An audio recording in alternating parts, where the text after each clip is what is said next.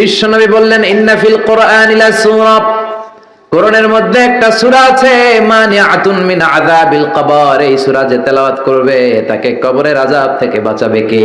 আল্লাহ। কবরে যাওয়া লাগবে কি লাগবে না? কাদের লাগবে না? হাত তোলেন। তারপরে হাত তোলে, এরকম আছে না নেই? যাওয়া লাগবে।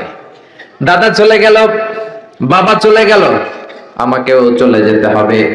আমার ছোট্ট ছোট্ট ছেলে মেয়েগুলো চলে যাবে। আমার বিবির পেটে ছোট্ট সন্তান দুনিয়াতে আসে নাই, ওইটা দুনিয়ায় আসবে। তারপরে যতদিন হায়াত পাওয়ার পাবে তারপরে যাবে, ঠিক না? একদিন মাটির ভেতরে হবে ঘর রে মন আমার, কেন বাঁধো দালান ঘর রে মন আমার, কেন বাঁধো দালান ঘর, ঠিক না? চলে যেতে হবে, থাকতে আসি নাই, সবাইকে যেতে হবে। কিন্তু আমাদের লাইফস্টাইল যদি আমরা খেয়াল করি, আমাদের মনে হয় কেউ আমরা যাব না, আজীবন থাকতে আসছি। কয় বাড়ি আমার, গাড়ি আমার, সব আমার, আমি খামু সব আমি, পেট এতটুকু, হ্যাঁ সব খাইব। কয় আমার সব আমার, বাড়ি আমার, গাড়ি আমার, এলাকা আমার, আমার দাপট, আমার কথা চলবে আর কারো কথা নাই, এরকম কিছু ডাকাত আছে না নাই? আমার এলাকা, আমার সব, আমার বাড়ি, আমার গাড়ি, আমার ব্যাংক ব্যালেন্স, খালি আমার। আল্লাহ কয় কিচ্ছু তোমার না, সবকিছুর মালিক কে? কিন্তু তারপরও আমার আমার বলতে বেশি পছন্দ করি। যদি বলি গাড়িটা কার, কয় হুজুর আমার। বাড়িটা কার? আমার। বিল্ডিংটা কার? আমার। কেমন করে আপনার বাড়ি হয়? আপনার বাবাও যখন এই বাড়িতে থাকতো সেও বলতো আমার, দাদাও কইতো আমার, ঠিক কি না? আপনি মরে গেলে ছেলে বলবে আমার। একটাই বাড়ি, সবাই কয় আমার। পরের জায়গা পরের বাড়ি, ঘর বাঁধিয়াই আমি রই, আমি তো সেই ঘরের মালিক নই। পরের জায়গা পরের বাড়ি, ঘর বাঁধিয়াই আমি রই, আমি তো সেই ঘরের মালিক নই, ঠিক কি না? এই দুই লাইনের গানের ভেতরে গোটা আখিরাতটা আছে। এই দুই লাইনের সঙ্গীতের ভেতরে পুরো ইসলামটা আছে। এই দুই লাইনের সঙ্গীতের ভেতরে 30 পারা কোরআনটা আছে, ঠিক কি না? থাকতে আসি নাই, চলে যেতে হবে। এজন্য সঙ্গীত যেটা গাবেন ওইটা ইসলাম দ্বারা অ্যাপ্রুভড হতে হবে, কোরআন দ্বারা জাস্টিফাইড হতে হবে। যে কোনো সঙ্গীত আপনি গেতে পারেন না। যে সঙ্গীত আপনাকে কোরআনমুখী করে, যেই কবিতা আপনাকে ইসলামমুখী করে, যেই গান আপনার অন্তরে আল্লাহর ভয় জাগায়, ওগুলো আমাদের গান, জোরে কোন ঠিক কিনা? কিন্তু এদেশে আছে ব্যান্ডের গান, রক্স গান, আউলা গান, বাউলা গান, মরমি গান, আছে না নাই? কয় আগে কি সুন্দর দিন কাটাইতাম, গ্রামের নওজোয়ান হিন্দু মুসলমান মিলিয়া বাউলা গান আর মুর্শিদি গাইতাম, আগে কি সুন্দর দিন কাটাইতাম। তা এখন সুন্দর কাটাস না, তোর কি সমস্যা? আগে সুন্দর দিন কাটাইতে, এখন তো ডিজিটাল বাংলাদেশ, এখন তো আরো সুন্দর দিন কাটাবা, কপাল পোড়া। খবরদার গানগুলো বুঝে শুনে গাবেন। এই লালনের গানে, বাউলা গানে ঢোল তবলা আছে না নাই? বিশ্বনবী ঢোল তবলা ভাঙার জন্য দুনিয়ায় এসেছেন। বিশ্বনবী বলেছেন বুইসতু আন উকাসসিরাল মাজামির, ঢোল তবলা বাঁশি হারমোনিয়াম ভেঙে চুরমার করার জন্য বিশ্বনবীরে পাঠাইছে কে? এই জন্য যতগুলো গান ঢোল তবলা দিয়ে হয় মুসলমান ওগুলো শুনতে পারে। আবার যে গানে হিন্দুয়ানি ঘ্রাণ থাকে, শিরকের ঘ্রাণ থাকে, ইসলাম বিরোধী শক্তির ঘ্রাণ থাকে, সেই গান মুসলমানরা গেতে পারে। গত 2 সপ্তাহ আগে মারা গেছে বারি সিদ্দিকী। বারি সিদ্দিকীর গান পোলাপানরা গায় কি গায় না? বারি সিদ্দিকীর ফ্যান আছে না নাই? বুঝে শুনে গাইতে হবে, বুঝে শুনে শুনতে হবে। মুসলমান জোরে কোন ঠিক কিনা? এই লালন গান, বাউলা গান, বারি সিদ্দিকীর গান, এই গানের একটা কথা ভালো, 10টা খারাপ, ঠিক কিনা? একটা আপনারে কোরআনের কথা বলে মনে ঝলক সৃষ্টি করবে, আর 10টা লাইন দিয়ে মুশরিক বানায় দিবে, ঠিক কিনা? এজন্য খবরদার, এগুলো শোনা যাবে না, এগুলো গাওয়া যাবে না। এগুলো হলো দ্বীন এলাহির new version. Akbar the great বলে সবাই, আসলে বেয়াদব ছিল এই লোকটা। আকবর 4টা ধর্ম মিলে নতুন এক ধর্ম বানাইছে, ইসলাম, শিখ, জৈন, এগুলো নিয়ে সে বানাইছে ইসলাম, হিন্দু, শিখ, জৈন, এই 4টা ধর্ম নিয়ে নতুন একটা ধর্ম সে বানাইছে, দ্বীন এলাহি। কে তোকে পারমিশন দিয়েছে ধর্ম বানানোর? যেরকম ঠিক কিনা? এজন্য অন্যান্য কালচার যদি মিক্স থাকে, হিন্দুয়ানি যদি গন্ধ থাকে, শিরকের যদি কোনো অংশ থাকে, ওই গানগুলো মুসলমানরা গেতে পারবে না। বারি সিদ্দিকের গানও শোনা যাবে না।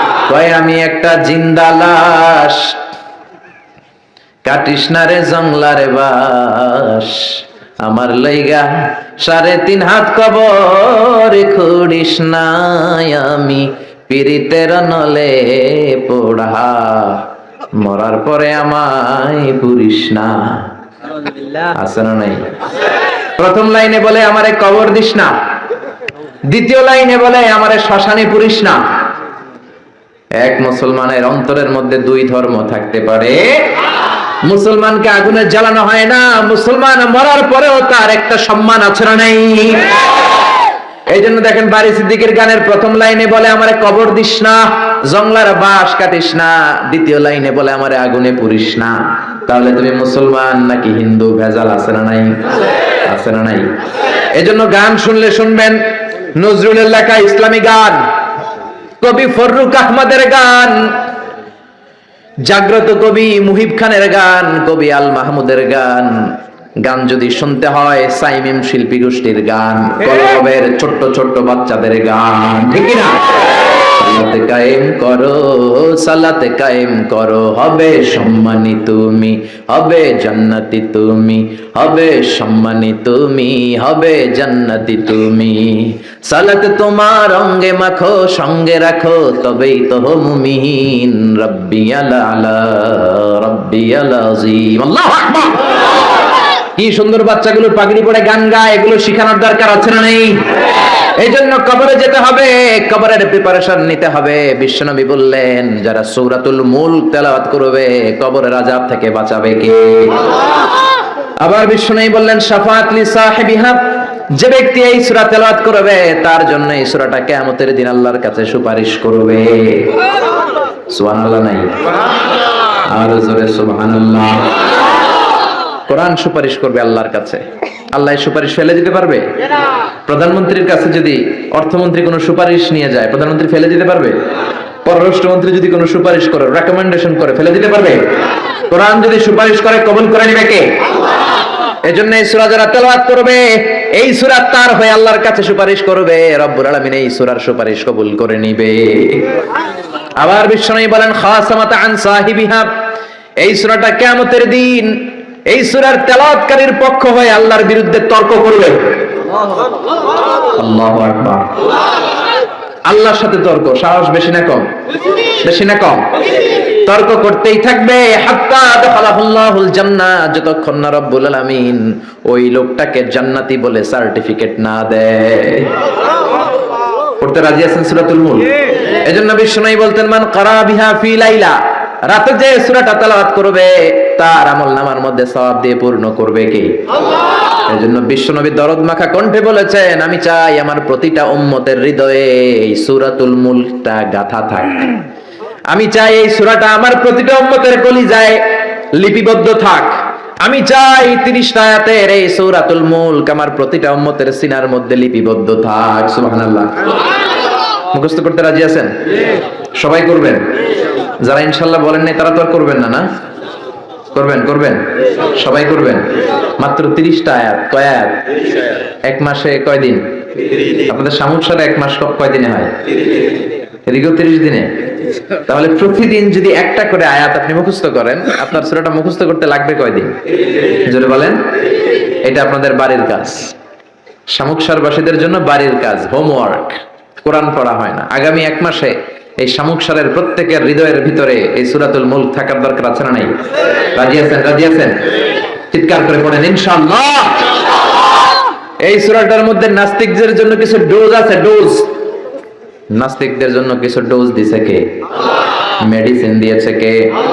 আমরা আল্লাহরে বিশ্বাস করি, আমরা আস্তিক। যারা করে না তারা কি? আমরা আস্তিক হতে চাই না, নাস্তিক। নাস্তিকরা বলে আমরা স্রষ্টা মানি না, কারণ স্রষ্টা দেখি না। কিন্তু ওরা বাতাসও দেখে না, কিন্তু বাতাস মানে কি মানে না? কারো মাথায় যদি ব্যথা হয় দেখে না, কিন্তু মানে কি মানে না? Bad headache, someone feel bad headache in his head, so why do you believe on that? কেন মাথা ব্যথা মানো? Do you see the air in the atmosphere? বাতাসে যে বায়ুমণ্ডলে যে বাতাস, এটাকে আমরা দেখতে পাই। তো নাস্তিক ভাইরা তোমরা বাতাসে বিশ্বাস করো কেন? কপাল পোড়া। ওরা নিজেরাই নিজেদেরকে দেখে না, আল্লাহর দেখবে কেমন করে? আপনি কি আপনার চোখ দেখেন আয়নার সাহায্য ছাড়া? কথা বলেন। পিঠ দেখেন আয়নার সাহায্য ছাড়া? আরে আয়না থাকলেও তো পিঠ দেখতে গেলে ঘাড় ভেঙে যাবে। কথা বলেন। এই জন্য নাস্তিকদের জন্য ডোজ দেয়া হয়েছে। নাস্তিকরা বলে আনসিন ইজ নাথিং, যেটা দেখি না মানি না। আল্লাহ বলে আমার সৃষ্টির দিকে তাকা, আমার সাগরের দিকে তাকা, আমার ঝর্ণার দিকে তাকা। আমার সৃষ্টি নৈপুণ্যের ভিতরে আমি আল্লাহ আছি না নাই?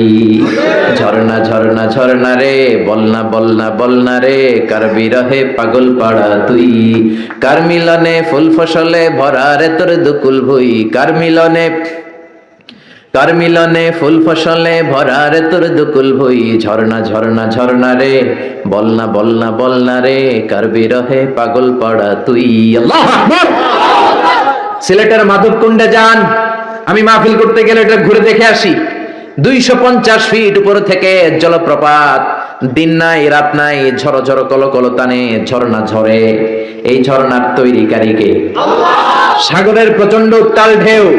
কক্সবাজারে যাবেন, 155 kilometre, the longest sea beach ever in the world. পৃথিবীর সবচাইতে বড় সমুদ্র সৈকত বাংলাদেশে দিয়েছে কে? আল্লাহ। আলহামদুলিল্লাহ করবেন না?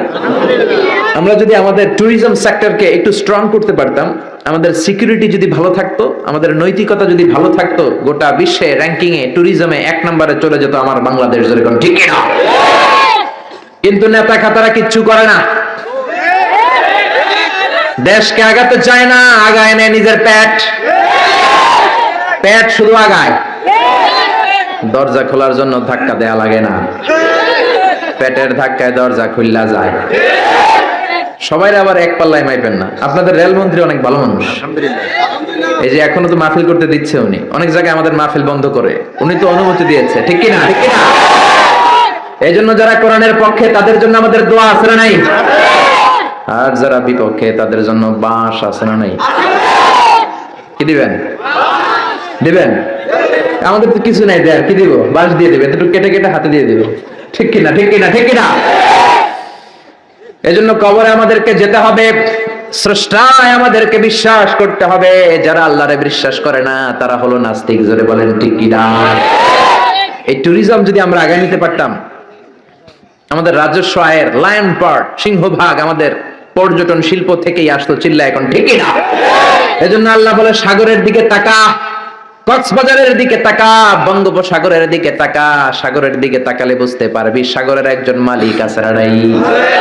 কুফানগরীতে এক নাস্তিক ছিল, উল্লুকা পাঠা, কয় আমি মানি না, কাউরে মানি না, কাউরে মানি না, আমি স্রষ্টা মানি না। কেন মানো না? কয় দেখি না, মানি না। কুফার লোকেরা বলল আমাদের একজন ইমাম আছেন, নাম নু'মান। কি নাম? নু'মান ইবনে সাবিত। উনি যদি তোমার সাথে তর্ক করে উনি তোমারে মানায় দিতে পারবে। সুবহানাল্লাহ। সে কয় পৃথিবীর কেউ আমারে বুঝাতে পারবে না, আমি মানি না। ঠিক আছে, তর্ক হবে, ডেট দেয়া হলো জুমাবার। জুমার নামাজের পরে নাস্তিক আসবে আল্লাহর বিপক্ষে, সাইয়েদনা ইমাম আবু হানিফা আসবে আল্লাহর পক্ষে। তর্ক হবে জুমার নামাজের পর, এরকম হাজার হাজার মানুষ। নাস্তিক এসেছে, আসে নাই ইমাম আবু হানিফা, 2 ঘন্টা লেট করে আসছে। নাস্তিক তো রেগে মেগে আগুন, কিরে এই লোকের যার সময়ের জ্ঞান নাই তার সাথে কিসের তর্ক? জামিয়া, সময়ের কোনো জ্ঞান নাই, আমি তর্কে বসবো না। সাইয়েদনা ইমাম আবু হানিফা বললেন আমার ওজর আপত্তি আছে। আমি যখন ঘর থেকে বের হই আমার বাড়ির সামনে আছে বিশাল নদী, নদী পার হয়ে আসতে হয়। আজকে নদীর সামনে এসে দেখি কোনো নৌকা নাই, গাছ নাই, লোক নাই, মানুষ নাই, কিচ্ছু নাই, ধুধু প্রান্তর। নৌকা নদীর সামনে যেয়ে দেখি নদীর একেবারে এক পাশে বিশাল একটা বড় ধরনের গাছ। হঠাৎ দেখলাম গাছটা এমনি এমনি 2 ভাগ হয়ে গেল। হঠাৎ দেখি এমনি এমনি গাছের ভেতর থেকে কাঠ বেরোলো, তক্তা বেরোলো। হঠাৎ দেখলাম এমনি এমনি তক্তা 2টা জোড়া লেগে নৌকা হয়ে গেল। মাঝি নাই, লগি নাই, বৈঠা নাই, মাঝি ছাড়া নৌকার মধ্যে বসলাম। মাঝি ছাড়া নৌকা আমাকে নদীর এপার থেকে টান দিয়ে ওপার নিয়ে গেল। এই প্রসিডিউরটা হতে আমার 2 ঘন্টা সময় লাগছে, 2 ঘন্টা লাগছে, এই জন্য দেরি হয়েছে। নাস্তিক কয় তোদের ইমাম ডাইল খাইছে, ডাইল কি খায় আসতে জিজ্ঞেস কর, মাথা ঠিক নাই। এমনি এমনি গাছ কাটে নাকি? এমনি এমনি তক্তা জোড়া লাগে নাকি? করাত ছাড়া গাছ কাটা যায় নাকি? মিস্ত্রি ছাড়া নৌকা হয় নাকি? মাঝি ছাড়া নৌকা চলে নাকি? এমনি এমনি কিচ্ছু হয় নাকি? ইমাম আবু হানিফা বললেন এই তো আপনি লাইনে আসছেন। এমনি এমনি কিচ্ছু হয় না। তাহলে আকাশ কেমন করে এমনি এমনি হলো? বিশাল সাহারা মরুভূমি কেমন করে এমনি এমনি হলো? বিশাল তুর পাহাড় কেমন করে এমনি এমনি হলো? বায়ুমণ্ডল, নবমণ্ডল, ভূমণ্ডল, মহাবিশ্বয় বসুন্ধরা কেমন করে এমনি এমনি হলো? সুবহানাল্লাহ। নাস্তিক ভেজালে ঝামেলার মধ্যে পড়ে গেছে। হায় হায়, এরকম করে তো ভেবে দেখি নাই। আসলেই তো তার চিন্তার জগতে আন্দোলন শুরু হয়েছে। তার ঘুমন্ত বিবেককে তিনি জাগিয়ে দিয়েছেন। ইমাম আবু হানিফার কথা শুনে নাস্তিকের মুখ দিয়ে কোনো কথা নাই, মনে মনে কয় আসলেই তো আমি একটা উল্লুকা পাঠা। সাইয়েদনা ইমাম আবু হানিফাকে বললেন, আমাকে মাফ করে দেন, কোনদিন এমন করে ভাবি নাই। আসলেই তো এমনি এমনি আকাশ হয় না, এমনি এমনি বাতাস হয় না, এগুলোর একজন স্রষ্টা থাকার দরকার আছে না নাই? নাস্তিক বলে, ও নোমান ইবনে সাবিত, আর দেরি করার দরকার নাই, আমাকে আপনি পড়িয়ে দেন লা ইলাহা ইল্লাল্লাহু মুহাম্মাদুর রাসূলুল্লাহ সাল্লাল্লাহু। কালিমা পড়ে মুসলমান হয়েছে। এজন্য ওয়াজাদিলহুম বিল্লাতি হিয়া আহসান। আপনি হিকমতের সাথে, প্রজ্ঞার সাথে, বুদ্ধিমত্তার সাথে, ইন্টেলেকচুয়াল পাওয়ার খাটিয়ে নাস্তিকদের সাথে তর্ক করবেন, তাহলে ওদেরকেও হেদায়েতের রাস্তায় তুলে দিতে পারে কে? এই নাস্তিকদের জন্য কিছু ডোজ, কিছু মেডিসিন আল্লাহ সূরাতুল মুলকে দিয়েছে। যদি শেষ পর্যন্ত এরকম নীরব হয়ে আপনারা বসে থাকেন, আমরা একসাথে শুনবো। পড়েন ইনশাআল্লাহ, আর জোরে ইনশাআল্লাহ। সূরাতুল মুলক মাক্কি সূরা, আয়াত মাত্র 30টা, 29তম পারার প্রথম সূরা, রুকু আছে 2টা। কয়টা? 2টা। মুলক মানে হচ্ছে ক্ষমতা, মুলক মানে পাওয়ার, মুলক মানে কিংডম, মুলক মানে অথরিটি, মুলক মানে সভরেইনটি। আল্লাহ শুরু করলেন, তাবারাকাল্লাযী বিয়াদিহিল মুলকু ওয়া হুয়া আলা কুল্লি শাইইন কাদির। সুমহান সেই সত্তা যার হাতে ক্ষমতা, আর ওয়া হুয়া আলা কুল্লি শাইইন কাদির, তিনি সব কিছু করতে পারেন। তিনি কে? আল্লাহ। খেয়াল করে বুঝবেন, আল্লাহ বললেন বিয়াদিহিল মুলকু, তাবারাকাল্লাযী, সুমহান সেই আল্লাহ, বিয়াদিহিল মুলকু, তার হাতে ক্ষমতা। ক্ষমতা কার হাতে? আল্লাহ। জোরে কোন কার হাতে? নাকি আপনাদের হাতে? আপনারা তো কোন সব ক্ষমতার মালিক, আমি খায়া ফেলাম, সব খায়া ফেলাইব, সব ক্ষমতার মালিক আমি, আমার দাপট। আল্লাহ কয় তোর কোনো দাপট নাই, দাপট কার? বিয়াদিহিল মুলকু, ক্ষমতার মালিক তিনি, আমাদের কোনো ক্ষমতা নাই। ক্ষমতার মালিক হলেন আমাদের আল্লাহ, ঠিক কি না? কিসের আবার আমাদের ক্ষমতা? আমরা তো দুর্বল। ওয়া খুলিকাল ইনসানু দাঈফা, আমাদেরকে দুর্বল করে বানালো কে?